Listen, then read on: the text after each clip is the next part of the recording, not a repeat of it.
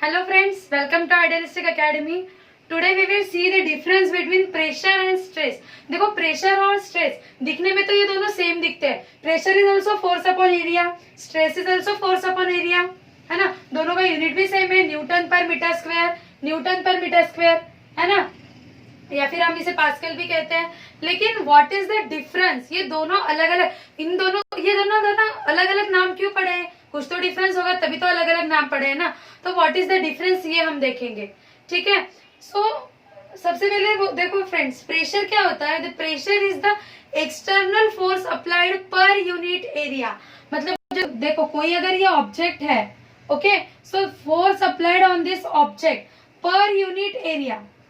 Okay, suppose अगर ये 1/1 का ऑब्जेक्ट है, 1/1 मीटर का ऑब्जेक्ट है, तो the force applied per unit area, एक यूनिट एरिया के ऊपर कितना फोर्स अप्लाई हो रहा है ये कौन बताएगा हमें? This will be pressure. और इस केस में ये फोर्स कहां से है? This is the external force. Okay, ये फोर्स कहां से है दोस्तों? This is the external. This word is very important in case of pressure.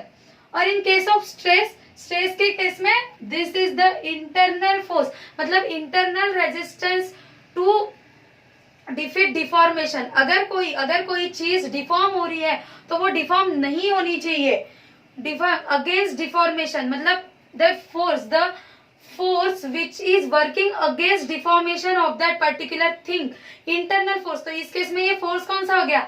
Internal force हो गया, है ना. किसी चीज के अंदर के मॉलिक्यूल्स के, इंटरनल मॉलिक्यूल एटम्स के वजह से जो force which is opposing the deformation, मतलब वो डिफॉर्म नहीं होने दे रहा है उस चीज को, वो फोर्स वो क्या होता है? That is called as stress. तो स्ट्रेस के केस में ये क्या हो जाएगा? इंटरनल. प्रेशर के केस में external. Okay. Second thing is this is tensor quantity. This is tensor quantity and this is scalar quantity.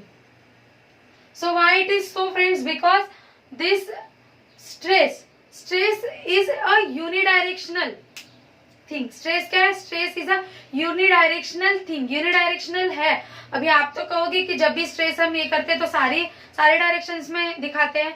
क्यों? Because we are considering all particles, है ना. सब एटम्स हम कंसिडर कर रहे हैं इसलिए. लेकिन स्ट्रेस इज यूनिडायरेक्शनल. स्ट्रेस हमेशा क्या होगा? स्ट्रेस होगा यूनिडायरेक्शनल.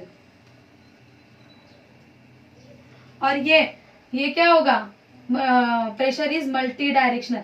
प्रेशर क्या करता है? अगर हम किसी चीज पे प्रेशर अप्लाई करने की, if we are applying a pressure, then it is acting many directions, more than सारे डायरेक्शंस में वो एक्ट होगा. इसलिए प्रेशर क्या है? मल्टी डायरेक्शनल है. ठीक है. और ये स्केलर और ये टेंसर क्यों बन गया दोस्तों? क्योंकि देखो हम क्या कंसिडर करते हैं? Force is a vector quantity. Force vector quantity ये सबको पता है ना. Here is also force is a vector quantity. But what about area? Area का क्या है दोस्तों? देखो इस केस में एरिया इज वेक्टर क्वांटिटी और यहाँ पे area is scalar quantity. Okay, this is the ratio between two vector quantities. हम क्या कंसिडर करते हैं? मैक्सिमम लोग कंसिडर करते हैं कि area is scalar quantity. But no, in this case area is vector quantity. We are also considering the direction of area of that जो भी है ऑब्जेक्ट जिसपे स्ट्रेस लग रहा है, जो भी मॉलिक्यूल है उसका एरिया का भी direction we are considering. Okay, so in this case area become vector. अभी दो वेक्टर क्वांटिटीज का रेशियो है इसलिए it become second order vector quantity. Second order vector quantity को हम क्या कहते हैं? टेंसर, है ना. सेकेंड ऑर्डर वेक्टर क्वांटिटी मतलब क्या हो गया? टेंसर हो गया. और ये this is in this case area is scalar quantity, so this remains this pressure remains scalar quantity. ठीक है. So this was about the difference